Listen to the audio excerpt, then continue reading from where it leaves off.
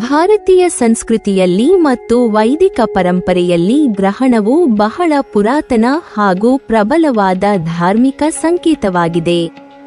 ಸಾವಿರಾರು ವರ್ಷಗಳಿಂದಲೂ ಗ್ರಹಣವನ್ನು ದುರದೃಷ್ಟಕರವೆಂದು ಪರಿಗಣಿಸಲಾಗುತ್ತಿದ್ದು, ಅದರ ಪರಿಣಾಮಗಳ ಬಗ್ಗೆ ಹಲವು ಕಥೆಗಳು, ಪೌರಾಣಿಕ ಉಲ್ಲೇಖಗಳು ಹಾಗೂ ಸಾಮಾಜಿಕ ನಂಬಿಕೆಗಳು ಜನರ ಮನಸ್ಸಿನಲ್ಲಿ ಬೇರೂರಿವೆ.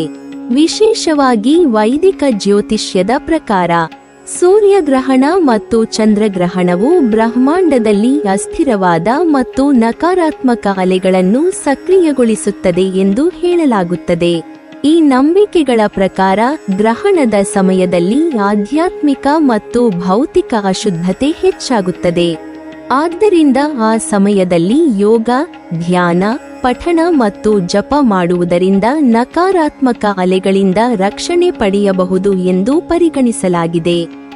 ಈ ಹಿನ್ನೆಲೆಯಿಂದಲೇ ಗರ್ಭಿಣಿಯರು ಗ್ರಹಣದ ಸಮಯದಲ್ಲಿ ವಿಶೇಷ ಕಾಳಜಿ ವಹಿಸಬೇಕೆಂದು ಹೇಳಲಾಗುತ್ತದೆ. ಪಾರಂಪರಿಕ ನಂಬಿಕೆ ಪ್ರಕಾರ ತಾಯಿ ಮತ್ತು ಹುಟ್ಟಲಿರುವ ಮಗುವಿನ ಸುರಕ್ಷತೆಯನ್ನು ಖಚಿತಪಡಿಸಲು ಈ ಅವಧಿಯಲ್ಲಿ ಗರ್ಭಿಣಿಯರು ಮನೆ ಒಳಗಡೆ ಇರುವುದು, ಗೂಢ ಸ್ಥಳದಲ್ಲಿ ವಿಶ್ರಾಂತಿ ಪಡೆಯುವುದು, ಚುರುಕು ಚಟುವಟಿಕೆಗಳಿಂದ ದೂರವಿರುವುದು ಮತ್ತು ಹೊಸ ಕೆಲಸ ಅಥವಾ ಕತ್ತರಿಸುವಂತಹ ಚಟುವಟಿಕೆಗಳನ್ನು ತಪ್ಪಿಸುವುದು ಸೂಕ್ತ ಎಂದು ಸಲಹೆ ನೀಡಲಾಗುತ್ತದೆ. ಹಳೆಯ ಕಾಲದಲ್ಲಿ ಇದು ತಾಯಿ ಮತ್ತು ಮಗುವಿನ ಮೇಲೆ ಧ್ಯಾನ ಕೇಂದ್ರೀಕರಿಸುವ, ವಿಶ್ರಾಂತಿ ನೀಡುವ ಒಂದು ರೀತಿಯ ಪದ್ಧತಿಯಾಗಿಯೂ ಕಾರ್ಯನಿರ್ವಹಿಸಿತ್ತು. ಆದಾಗ್ಯೂ ವೈಜ್ಞಾನಿಕ ದೃಷ್ಟಿಕೋನದಲ್ಲಿ ಗ್ರಹಣವು ಗರ್ಭಿಣಿಯರ ದೇಹ ಅಥವಾ ಹುಟ್ಟಲಿರುವ ಮಗುವಿನ ಮೇಲೆ ಯಾವುದೇ ನೇರ ದೈಹಿಕ ಪರಿಣಾಮವನ್ನು ಉಂಟುಮಾಡುವುದಿಲ್ಲ ಎಂಬುದು ಸ್ಪಷ್ಟವಾಗಿದೆ. ಈ ಬಗ್ಗೆ ಸೂಕ್ತವಾದ ವೈಜ್ಞಾನಿಕ ಪುರಾವೆಗಳು ಇಲ್ಲ. ಗರ್ಭಿಣಿಯರು ಅಥವಾ ಮಗು ಗ್ರಹಣದ ಕಿರಣಗಳಿಂದ ಹಾನಿಗೊಳಗಾಗುತ್ತಾರೆ ಎಂಬ ನಂಬಿಕೆ ವೈಜ್ಞಾನಿಕ ದೃಷ್ಟಿಯಿಂದ ದೃಢಪಡಿಸಲಾಗಿಲ್ಲ. ಗ್ರಹಣವು ಕೆಟ್ಟ ಶಕುನ ಅಥವಾ ಜನ್ಮ ದೋಷಗಳ ಎಂಬ ನಂಬಿಕೆಗಳು ಜನಸಾಮಾನ್ಯರಲ್ಲಿ ಇರುವುದು ಸತ್ಯವಾದರೂ ಅವು ವೈಜ್ಞಾನಿಕವಾಗಿ ಮಾನ್ಯಗೊಂಡ ಸಂಗತಿಗಳಲ್ಲ. ಆದರೆ ಸಾಮಾಜಿಕ ಮತ್ತು ಧಾರ್ಮಿಕ ನಂಬಿಕೆಗಳ ಪ್ರಭಾವದಿಂದಾಗಿ ಹಲವರು ಇನ್ನೂ ಇಲ್ಲದಲ್ಲಿಯೂ ಗ್ರಹಣದ ಸಮಯದಲ್ಲಿ ಕೆಲವು ಪದ್ಧತಿಗಳನ್ನು ಪಾಲಿಸುತ್ತಾರೆ. ಉದಾಹರಣೆಗೆ, ಮನೆ ಒಳಗಡೆ ಇರುವುದು, ಆಹಾರ ಸೇವನೆ ತಪ್ಪಿಸುವುದು, ಸ್ನಾನದ ಮುಂಚೆ ಮತ್ತು ನಂತರ ಸ್ನಾನ ಮಾಡುವಂತಹ ಪದ್ಧತಿಗಳನ್ನು ಅಳವಡಿಸಿಕೊಂಡಿರುವುದು ಸಾಮಾನ್ಯವಾಗಿದೆ. ಇವು ಜನರಲ್ಲಿ ಮನಸ್ಸಿನ ಶಾಂತಿ, ಭದ್ರತೆಯ ಭಾವನೆ ಹಾಗೂ ಸಾಂಸ್ಕೃತಿಕ ಸಂಕೇತವನ್ನು ಬಲಪಡಿಸಲು ಸಹಕಾರಿಯಾಗಬಹುದು. ಹೀಗಾಗಿ ಗ್ರಹಣವು ಧಾರ್ಮಿಕ ಮತ್ತು ಸಾಂಸ್ಕೃತಿಕವಾಗಿ ವಿಶೇಷ ಸ್ಥಾನಮಾನ ಪಡೆದಿದ್ದರೂ ಅದು ವೈಜ್ಞಾನಿಕವಾಗಿ ಹಾನಿಕಾರಕ ಎಂದು ತೋರಿಸುವ ಪುರಾವೆಗಳು ಇಲ್ಲ. ಆದ್ದರಿಂದ ಇಂದಿನ ಕಾಲದಲ್ಲಿ ಗ್ರಹಣವನ್ನು ಭಯದಿಂದ ನೋಡುವುದಕ್ಕಿಂತಲೂ ಒಂದು ಆಧ್ಯಾತ್ಮಿಕ ಮತ್ತು ವೈಜ್ಞಾನಿಕ ಚಿಂತನೆಯ ದೃಷ್ಟಿಯಿಂದ ನೋಡಬಹುದಾಗಿದೆ. ಬಯಸಿದವರು ತಮ್ಮ ನಂಬಿಕೆಗಳ ಪ್ರಕಾರ ಪದ್ಧತಿಗಳನ್ನು ಅನುಸರಿಸಬಹುದು. ಬಯಸದವರು ವೈಜ್ಞಾನಿಕ ದೃಷ್ಟಿಯಿಂದ ಅದನ್ನು ಕೇವಲ ಖಗೋಳಶಾಸ್ತ್ರೀಯ ಘಟನೆ ಎಂದು ಅರ್ಥಮಾಡಿಕೊಳ್ಳಬಹುದು. ಈ ರೀತಿಯಾಗಿ ಗ್ರಹಣದ ಸಮಯವನ್ನು ತಾಳ್ಮೆಯಿಂದ, ಶಾಂತಿಯಿಂದ ಮತ್ತು ಅರಿವಿನಿಂದ ಕಳೆಯುವುದರಿಂದ ಮನಸ್ಸಿಗೆ ನೆಮ್ಮದಿ ಹಾಗೂ ಸಾಂಸ್ಕೃತಿಕ ಬಾಂಧವ್ಯವನ್ನು ಉಳಿಸಿಕೊಳ್ಳಲು ಸಾಧ್ಯವಾಗುತ್ತದೆ. ಗ್ರಹಣವು ಕೇವಲ ಖಗೋಳಶಾಸ್ತ್ರೀಯ ಘಟನೆ ಮಾತ್ರವಲ್ಲ, ಇದು ಮನಸ್ಸು, ಭಾವನೆಗಳು ಮತ್ತು ಜೀವನದ ಸೂಕ್ಷ್ಮ ಅಂಶಗಳೊಂದಿಗೆ ಕೂಡ ಸಂಬಂಧಿಸಿದೆ ಎಂಬ ನಂಬಿಕೆಗಳಿವೆ. ಪೌರಾಣಿಕ ಹಾಗೂ ಜ್ಯೋತಿಷ್ಯಶಾಸ್ತ್ರದ ದೃಷ್ಟಿಯಿಂದ ಚಂದ್ರನಿಗೆ ಮನಸ್ಸಿನ ಪ್ರತೀಕವೆಂದು ಪರಿಗಣಿಸಲಾಗುತ್ತದೆ. ಚಂದ್ರನ ಸ್ಥಿತಿ, ಅದರ ಬೆಳಕು ಹಾಗೂ ಚಲನೆ ಮಾನವ ಮನಸ್ಸಿನ ಸ್ಥಿತಿಗತಿಗಳ ಮೇಲೆ ಪರಿಣಾಮ ಬೀರುತ್ತವೆ ಎಂಬುದು ವೈದಿಕ ಜ್ಯೋತಿಷ್ಯದ ಅಭಿಪ್ರಾಯ. ಇದೇ ಕಾರಣಕ್ಕೆ ಚಂದ್ರನಿಗೆ ಗ್ರಹಣ ಹಿಡಿಯುವಾಗ ಮನಸ್ಸು ಅಸ್ಥಿರವಾಗುತ್ತದೆ ಎಂದು ಹಿರಿಯರು ನಂಬುತ್ತಾರೆ. ಗರ್ಭಿಣಿಯರ ಮನಸ್ಸು ಈ ಅವಧಿಯಲ್ಲಿ ಹೆಚ್ಚು ಸೂಕ್ಷ್ಮವಾಗಿರುವುದರಿಂದ ಅವರು ಹೆಚ್ಚುವರಿ ಎಚ್ಚರಿಕೆ ವಹಿಸಬೇಕು ಎಂದು ಪುರಾತನ ಸಂಸ್ಕೃತಿಯಲ್ಲೂ ಹೇಳಲಾಗಿದೆ. ಆದಾಗ್ಯೂ ಈ ನಂಬಿಕೆಗೆ ವೈಜ್ಞಾನಿಕ ದೃಷ್ಟಿಯಿಂದ ದೃಢವಾದ ಪುರಾವೆಗಳಿಲ್ಲ. ಯಾವುದೇ ವೈಜ್ಞಾನಿಕ ಅಧ್ಯಯನಗಳಲ್ಲೂ ಗ್ರಹಣವು ಗರ್ಭಿಣಿಯರು ಅಥವಾ ಹುಟ್ಟಲಿರುವ ಮಗುವಿನ ಮೇಲೆ ನೇರ ಹಾನಿಕಾರಕ ಪರಿಣಾಮ ಬೀರುತ್ತದೆ ಎಂಬುದನ್ನು ಸಾಬೀತುಪಡಿಸಲಾಗಿಲ್ಲ. ಆದರೆ ಧಾರ್ಮಿಕ ಹಾಗೂ ಸಾಮಾಜಿಕ ದೃಷ್ಟಿಕೋನದಿಂದ ಇದು ಸಾವಿರಾರು ವರ್ಷಗಳಿಂದ ನಡೆಯುತ್ತಿರುವ ನಂಬಿಕೆ ಮತ್ತು ಪದ್ಧತಿಗಳ ಭಾಗವಾಗಿದೆ.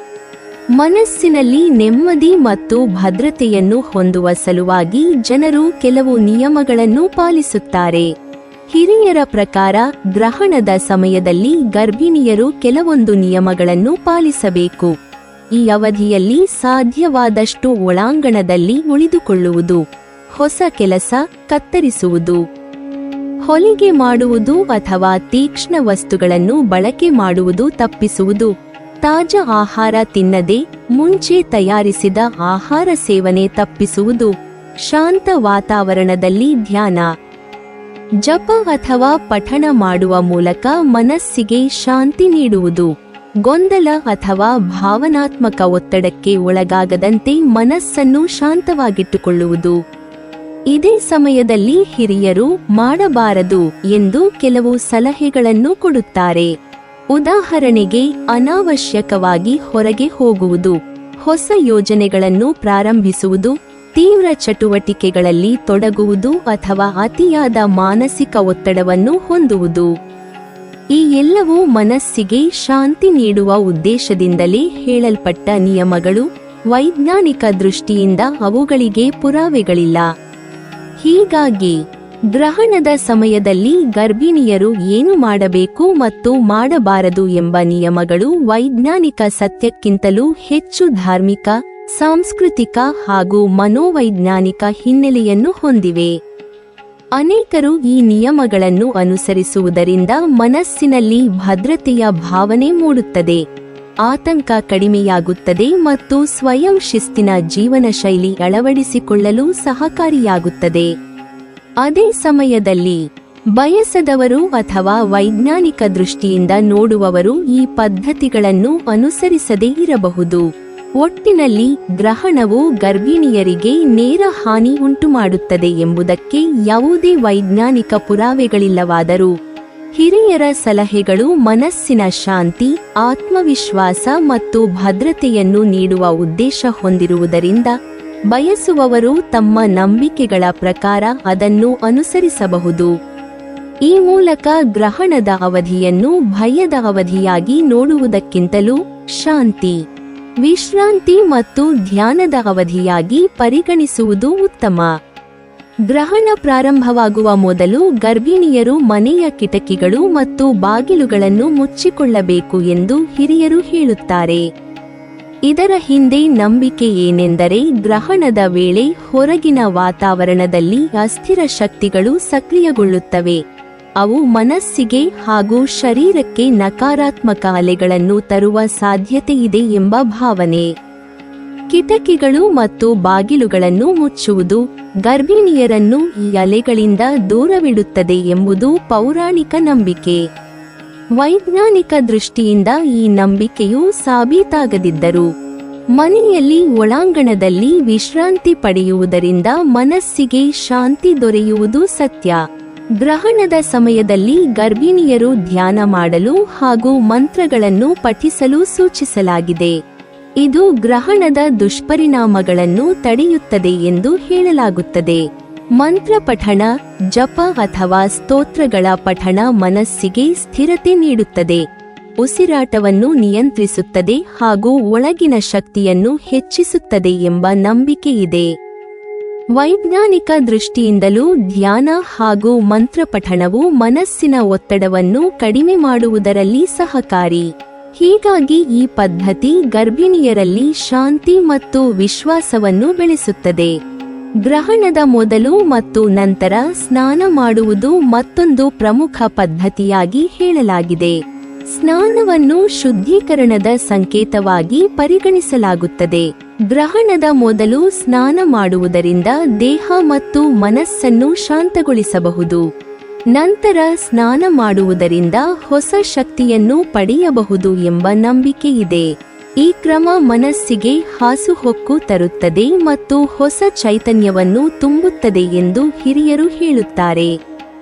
ಗ್ರಹಣದ ಅವಧಿಯಲ್ಲಿ ಮಂತ್ರಗಳು ಅಥವಾ ಸ್ತೋತ್ರಗಳನ್ನು ಪಠಿಸುವುದು ಪೌರಾಣಿಕ ದೃಷ್ಟಿಯಿಂದ ಅತ್ಯಂತ ಮುಖ್ಯವಾದ ನಿಯಮ.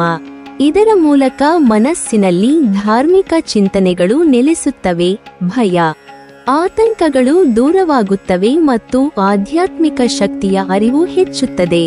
ಇಂತಹ ಚಟುವಟಿಕೆಗಳು ಗರ್ಭಿಣಿಯರಿಗೆ ಶಾಂತಿ, ಆತ್ಮವಿಶ್ವಾಸ ಮತ್ತು ಧೈರ್ಯವನ್ನು ಬೆಳೆಸುತ್ತವೆ. ಗ್ರಹಣದ ಸಮಯದಲ್ಲಿ ಗರ್ಭಿಣಿಯರು ಮನೆಯಿಂದ ಹೊರಗೆ ಹೋಗಬಾರದು ಎಂದು ಹಿರಿಯರು ಹೇಳುತ್ತಾರೆ.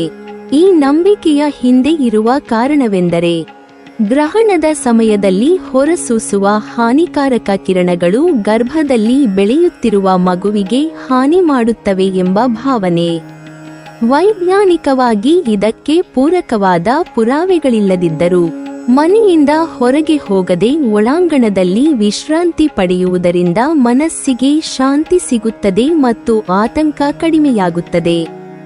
ಇದೇ ರೀತಿ ಗ್ರಹಣದ ಸಮಯದಲ್ಲಿ ಗರ್ಭಿಣಿಯರು ಬ್ಲೇಡ್ಗಳು, ಕತ್ತರಿ ಇತ್ಯಾದಿಗಳಂತಹ ಚೂಪಾದ ಅಥವಾ ಮೊನಚಾದ ವಸ್ತುಗಳನ್ನು ಬಳಸಬಾರದು ಎಂದು ಸಲಹೆ ನೀಡಲಾಗುತ್ತದೆ. ಈ ನಿಯಮದ ಹಿಂದೆ ಇರುವ ಭಾವನೆ ಏನೆಂದರೆ, ಗ್ರಹಣದ ಅವಧಿಯಲ್ಲಿ ಶರೀರ ಹಾಗೂ ಮನಸ್ಸು ಹೆಚ್ಚು ಸೂಕ್ಷ್ಮವಾಗಿರುವುದರಿಂದ ಯಾವುದೇ ರೀತಿಯ ಗಾಯಗಳು ಅಥವಾ ಅಸಮಾಧಾನ ಉಂಟಾಗದಂತೆ ಮುಂಜಾಗ್ರತಾ ಕ್ರಮ ತೆಗೆದುಕೊಳ್ಳಬೇಕು. ಈ ಸಮಯದಲ್ಲಿ ಬಳೆಗಳು, ಪಿನ್ಗಳು ಮತ್ತು ಸುರಕ್ಷತಾ ಪಿನ್ಗಳಂತಹ ಯಾವುದೇ ರೀತಿಯ ಲೋಹದ ಆಭರಣಗಳನ್ನು ಧರಿಸುವುದನ್ನು ತಪ್ಪಿಸಿಕೊಳ್ಳುವಂತೆ ಹಿರಿಯರು ಹೇಳುತ್ತಾರೆ. ಲೋಹಗಳು ಮತ್ತು ಮೊನಚಾದ ವಸ್ತುಗಳು ಈ ಅವಧಿಯಲ್ಲಿ ನಕಾರಾತ್ಮಕ ಶಕ್ತಿಗಳನ್ನು ಆಕರ್ಷಿಸುತ್ತವೆ ಎಂಬ ನಂಬಿಕೆ ಇದೆ. ವೈಜ್ಞಾನಿಕ ದೃಷ್ಟಿಯಿಂದ ಇದು ದೃಢಪಡಿಸಲ್ಪಟ್ಟಿಲ್ಲದಿದ್ದರೂ ಗರ್ಭಿಣಿಯರು ಲೋಹ ಆಭರಣಗಳನ್ನು ತೆಗೆದುಹಾಕುವುದು ಒಂದು ರೀತಿಯ ಮುಂಜಾಗ್ರತಾ ಕ್ರಮವೆಂದು ಪರಿಗಣಿಸಬಹುದು. ಗ್ರಹಣದ ಸಮಯದಲ್ಲಿ ಗರ್ಭಿಣಿಯರು ಮಲಗಬಾರದು, ಆದರೆ ವಿಶ್ರಾಂತಿ ಪಡೆಯಬಹುದು ಎಂಬುದು ಮತ್ತೊಂದು ನಿಯಮ. ಈ ನಿಯಮದ ಉದ್ದೇಶ ಮನಸ್ಸು ಅತಿಯಾಗಿ ಆಳವಾದ ನಿದ್ರೆಗೆ ಹೋಗದಂತೆ ತಡೆಯುವುದು, ಆದರೆ ದೇಹವನ್ನು ವಿಶ್ರಾಂತಿಯಲ್ಲಿ ಇರಿಸಲು ಅವಕಾಶ ನೀಡುವುದು. ಇದರ ಮೂಲಕ ಗರ್ಭಿಣಿಯರು ತಮ್ಮ ದೈಹಿಕ ಹಾಗೂ ಮಾನಸಿಕ ಸ್ಥಿರತೆಯನ್ನು ಕಾಪಾಡಿಕೊಳ್ಳಬಹುದು. ಗ್ರಹಣದ ಸಮಯದಲ್ಲಿ ಗರ್ಭಿಣಿಯರು ಏನನ್ನಾದರೂ ತಿನ್ನಬಹುದೇ ಎಂಬ ಪ್ರಶ್ನೆ ಬಹಳ ಸಾಮಾನ್ಯ. ಪೌರಾಣಿಕ ನಂಬಿಕೆ ಪ್ರಕಾರ ಗ್ರಹಣದ ಅವಧಿಯಲ್ಲಿ ಆಹಾರ ಸೇವನೆ ತಪ್ಪಿಸುವುದು ಶ್ರೇಯಸ್ಕರ, ಆದರೆ ಆರೋಗ್ಯದ ದೃಷ್ಟಿಯಿಂದ ಗರ್ಭಿಣಿಯರು ತಾಜಾ ಹಣ್ಣುಗಳು, ಸಾತ್ವಿಕ ಆಹಾರ ಮತ್ತು ಅಗತ್ಯ ಔಷಧಿಗಳನ್ನು ಸೇವಿಸಬಹುದು. ಇದರಿಂದ ತಾಯಿ ಮತ್ತು ಗರ್ಭದಲ್ಲಿರುವ ಮಗುವಿನ ಆರೋಗ್ಯದ ಮೇಲೆ ಯಾವುದೇ ಹಾನಿ ಉಂಟಾಗುವುದಿಲ್ಲ. ಹೀಗಾಗಿ ಗರ್ಭಿಣಿಯರು ತಮ್ಮ ಆರೋಗ್ಯವನ್ನು ಮೊದಲಿಗೆ ಪರಿಗಣಿಸಿ ಅಗತ್ಯ ಆಹಾರ ಅಥವಾ ಔಷಧಿಗಳನ್ನು ಸರಿಯಾಗಿ ಸೇವಿಸುವುದು ಒಳಿತು. ನೀವಿನ್ನೂ ನಮ್ಮ ಚಾನೆಲ್ ಅನ್ನು ಸಬ್ಸ್ಕ್ರೈಬ್ ಮಾಡಿಲ್ವಾ? ಹಾಗಾದರೆ ಈ ಕೂಡಲೇ ನಮ್ಮ ಇಂದ್ರಜಾಲ ಚಾನೆಲ್ ಅನ್ನು ಸಬ್ಸ್ಕ್ರೈಬ್ ಮಾಡಿ ಮತ್ತು ಪಕ್ಕದಲ್ಲಿರುವ ಬೆಲ್ ಐಕಾನ್ ಅನ್ನು ಕ್ಲಿಕ್ ಮಾಡಿದರೆ ನಮ್ಮ ಹೊಸ ವಿಡಿಯೋಗಳನ್ನು ನೀವು ನೋಡಬಹುದು.